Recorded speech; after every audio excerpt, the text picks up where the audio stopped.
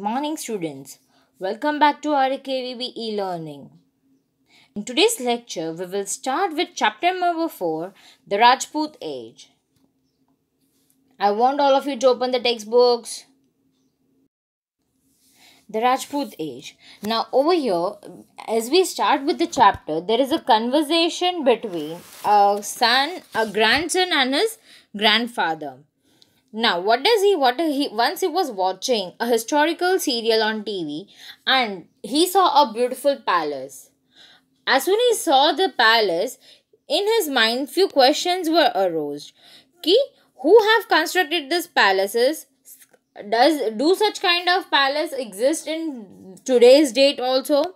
So he with these questions he went to his grandfather and asked him about the same. His father his grandfather replied, such palaces were constructed by kings in the ancient time. However, who constructed this palace? The ancient kings in ancient time. We came across many such palaces, some of which are ruined, while other are in good condition. हमने ऐसे बहुत सारे palaces के बारे में सुना है और देखा है. तो इनमें से कुछ पैलेसेस ऐसे होते हैं जो बिखर गए, खराब हो चुके, खंडेर हो चुके या फिर डिस्ट्रॉय हो चुके. और आज भी बहुत सारे ऐसे पैलेस है जो वही और अच्छी कंडीशन में भी मिलते हैं. There is a difference between constructions of structure in present times and the kind of work done in the earlier ages. Now, ये क्या represent करता है? उनके पैलेस की जो स्ट्रक्चर वो क्या represent करता है? तो कहा गया है कि उनके वे ऑफ वर्क के बारे में पता चलता है. From this difference, we can make out that the period during which a particular structure was constructed. यानी कि हमारे हिस्ट्री को अगर हम देखें तो 3 पार्ट्स में हमने डिवाइड किया है. Ancient history, medieval period and modern period. तो एंशंट था जो किंग्स एंड क्वींस का रूल था. फिर मिडिवल वो था जो मुगल एम्पायर था, right. And modern period of history कौन सी थी? The period under which the Britishers were ruling India, right? So there is a difference between construction in the structure of present time and the kind of work done in their earlier age. तो यहाँ पे क्या difference है? आज के structure में और पहले के स्ट्रक्चर में बहुत ज़्यादा डिफरेंस देखने को मिलता है ना बच्चे लोग? तो क्या डिफरेंसेस है?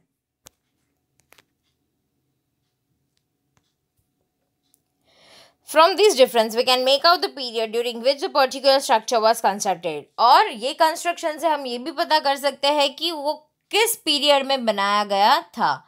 Monument constructed during the Rajput age can be seen even today. अब राजपूतों के रजवाड़ा के टाइम के जो हमें कहते हैं ना कि जो monuments construct किए हुए वो आज भी हमारे पास वैसे के वैसे है. To know about that era, let us know about the main dynasties of that time.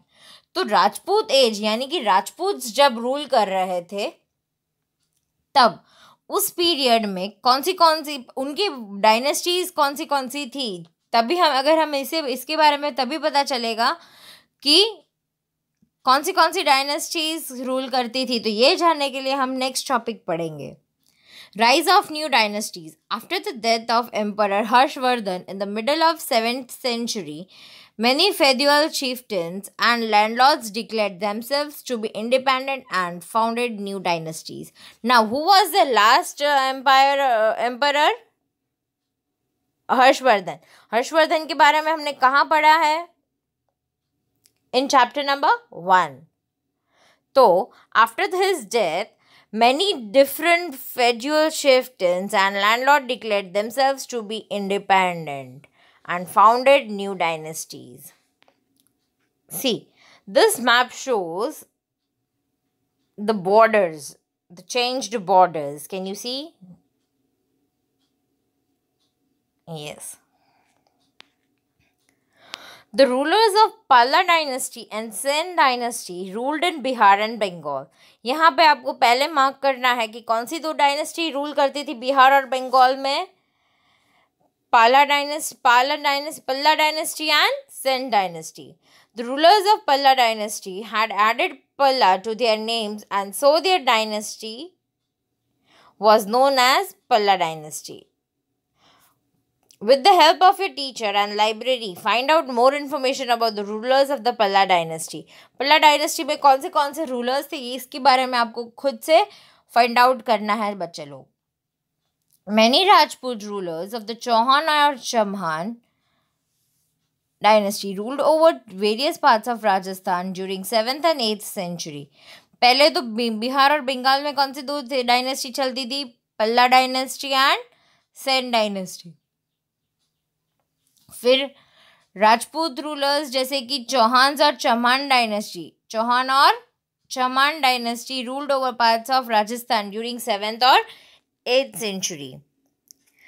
Of them, one branch ruled over Shakambhari, a palace near Lake Sambar, which is in the north of Ajmer, in the beginning of 8th century. अब 8th century की बात करें हम जब, तो 8th century के आसपास अजमेर में, मतलब अजमेर के नॉर्थ पार्ट में लेक सांबर के पास शकम्भरी में एक राजपूत रूलर रूल करते थे.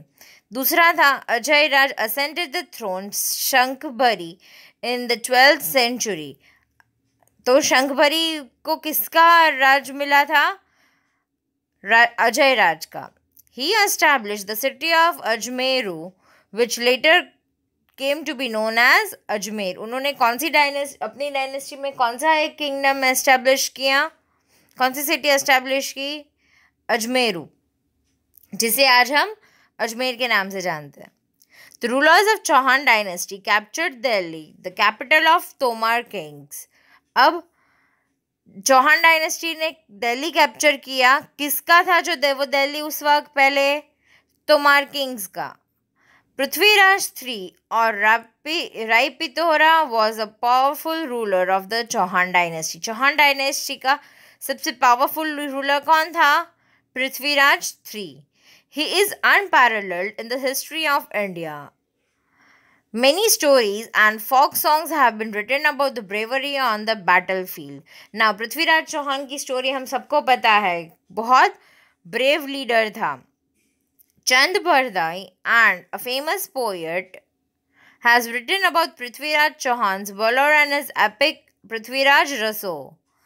We shall learn about the battle between Prithviraj Chauhan and Shahabdin Muhammad Ghori later. Now, इसके बारे में हम बाद में पढ़ेंगे. The Gohils or Guhils of Mewar, who were later known as Sisodia Rajput, hold a unique position in medieval period. Now, medieval period यानी कि जब मुगल एम्पायर ज़्यादा तक था, तब जो गुहिल्स थे मेवाड़ के, जिसको बाद में सिसोदिया राजपूत के नाम से भी जाना गया है, तो वो लोग ने बहुत यूनिक पोजीशन होल्ड की थी अपने टाइम पे. It is said that Bapa Rawal establish his dynasty. ये डायनेस्टी को किसने एस्टैब्लिश किया था? बापा रावल ने. During this Rajput era the Chedi dynasty ruled over Jabalpur, which is to the south of river Narmada. Now Jabalpur के ऊपर चेदी डायनेस्टी का रूल था, और जबलपुर कहाँ लोकेटेड है? Near river Narmada, about the area of Madhya Pradesh. It was known as Chedi dynasty of Kalachuri, with his capital of Tripuri, present-day Tewar. In the medieval era in Gujarat, the Rajput dynasties of Chavdas, followed by Solankis, ruled over Anilwada Patan. Anilwada or Patan. There were many violent rulers of this dynasty about whom we will study later. So, basically अगर हम बात करें तो मध्य प्रदेश के आसपास कौन सी dynasty चलती थी? चेदी डायनेस्टी. राजस्थान में चौहान डायनेस्टी. गुजरात में which? Chavda, Rajput dynasties of Chavda, और either Solanki dynasty over Anilwada Patan. Now, if we talk about, this was about the about the western part. Now we will talk about southern part. During the Rajput era, many big and small states were established in South India. After the demise of Pulkeshi II, now हमने first chapter में देखा था कि north में जो थे वो हर्षवर्धन थे, और हर्षवर्धन के बाद हमने इस चैप्टर में ऐसा देखा कि बहुत सारी अलग अलग डायनेस्टीज आए, Chauhan dynasty, Chavda dynasty, Solankis dynasty, right. अब साउथ में देखें तो साउथ में कौन से थे? Pulakeshi two. His vast empire disintegrated into smaller state. उनके इतने बड़े एम्पायर को छोटे छोटे टुकड़ों में बांट दिया गया। The reign of many rulers of Chalukya dynasty is noteworthy. तो चालुक्य डायनेस्टी के बाद बहुत सारे रूलर्स ने अपना अपना किंगडम एस्टैब्लिश किया। The kingdom of Pallava and Chola dynasty are also included in the states of South India. Pallava and Chola dynasty दोनों भी इसी साउथ इंडिया के पार्ट थे। Narasimha Varma was a strong ruler over of Pallava dynasty. Pallava dynasty का सबसे स्ट्रॉन्ग रूलर अगर आपको पूछा जाए तो कौन था? नरनेश Verma. The emperor of this dynasty were lovers of art and literature. Kailasnath temple of Kanchi is the best example of Pallava architecture. हमने इसके फर्स्ट चैप्टर में भी देखा था कि पुलकेशी टू के टाइम से Pulakeshi two was very famous and fond of art and paintings. तो वही कल्चर आगे भी बढ़ रहा था, जहाँ पे Kailashnath temple of Kanchi was the best Pallava architecture. अभी भी ये आर्ट और लिटरेचर के शौकीन थे और आर्ट एंड क्राफ्ट के भी। छोला dynasty also ruled in south. Tanjore was their capital. Chola dynasty south में भी रूल करते थे, जहाँ पे तंजौर उसका कैपिटल था। The rulers of Chola dynasty attacked Ceylon and annexed many territories.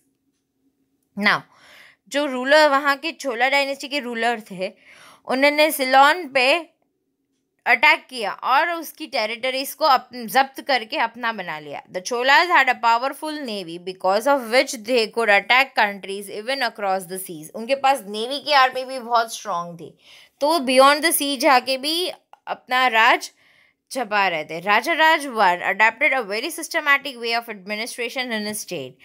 He started with the measurement of land and local self government. अब उनके कंट्री, अगर उनके उस वक्त के राजा राज के बारे में बात करें तो उनका एडमिनिस्ट्रेशन एकदम सिस्टमैटिक था।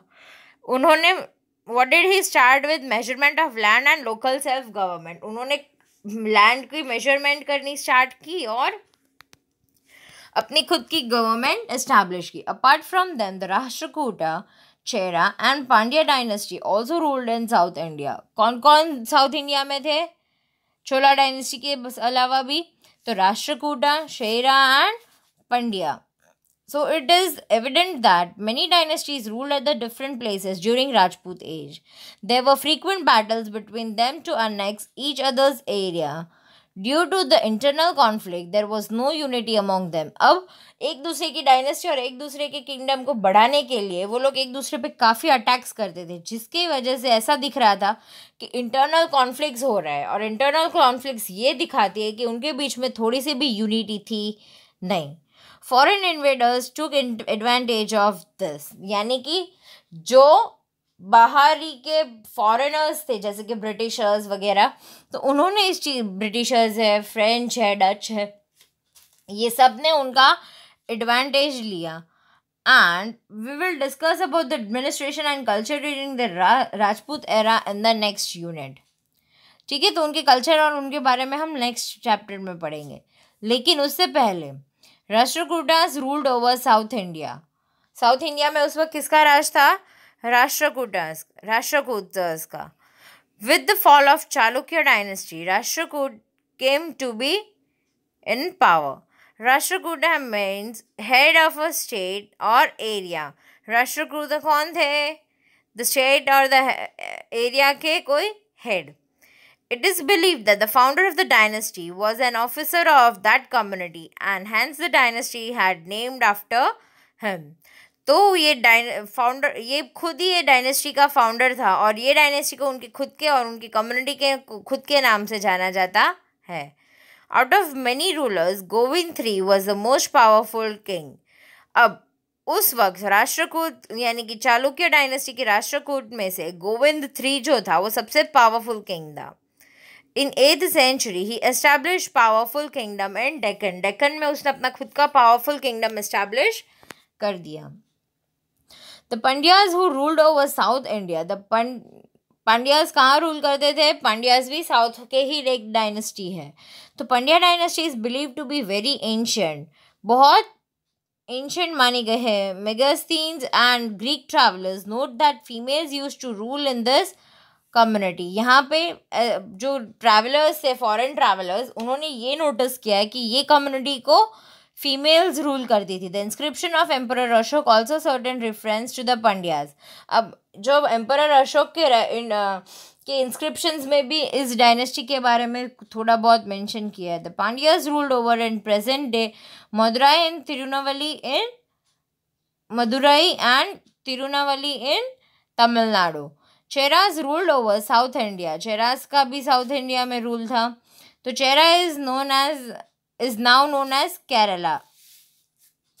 In ancient time, Kerala was a part of Tamil state. Later on, Kerala or Malayalam state separated केलापुत्र राज्य. क्या नाम दिया गया है इसको? केपालपुत्र राज्य. So, this is also mentioned in the inscriptions of Ashoka. Athan II was the first strong ruler of this dynasty. Who was the first strong ruler of this dynasty? Athan II. Cheran Setunguvan was a powerful ruler of this dynasty. अब अथान II के वक्त कौन था यहाँ का सबसे powerful king?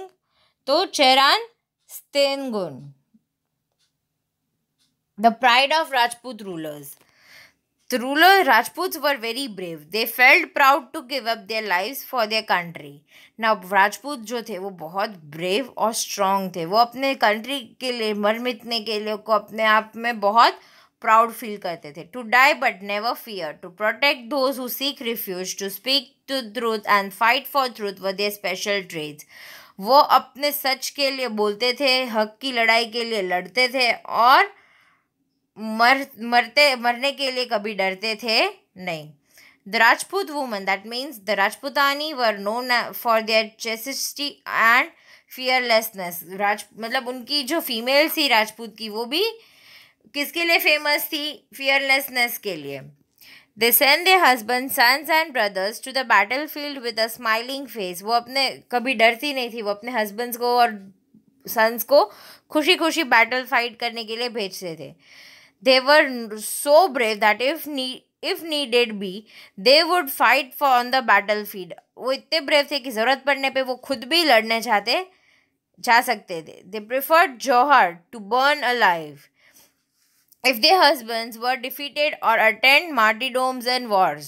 यानी कि अगर वो उनके हस्बैंड शहीद हो जाए या फिर हार जाते हैं तो खुद अपने आप को जिंदा जलाने की भी हिम्मत रखती थी. इसके बारे में अगर आप देखो तो आपके मन में पद्मावत मूवी के बारे में आता होगा, in which the queen was been attending jauhar, right? And the dialogues of Shahid Kapoor was also been so well designed कि इससे पता चलता है कि ये जो टेक्स्ट हमने टेक्स्ट बुक में देखा और जो डायलॉग्स उस पिक्चर में देखे शाहिद कपूर के, तो काफ़ी similar दिख रहा है, right? That shows that they were fearless. The heroic stories of Rajput age are engraved in golden letters in the history of India. तो द राजपूत की जो स्टोरी है, हीरोइक स्टोरी, मतलब ब्रेवरी की स्टोरी, हीरोइज्म की स्टोरी, वो स्वर्ण अक्षरों में अपने इतिहास में लिखी गई है. So this was about the Rajput age. In the next period, we will be writing the question answers. Till that, first you have to understand the chapter well, the Rajput age. Thank you, students. Have a nice day.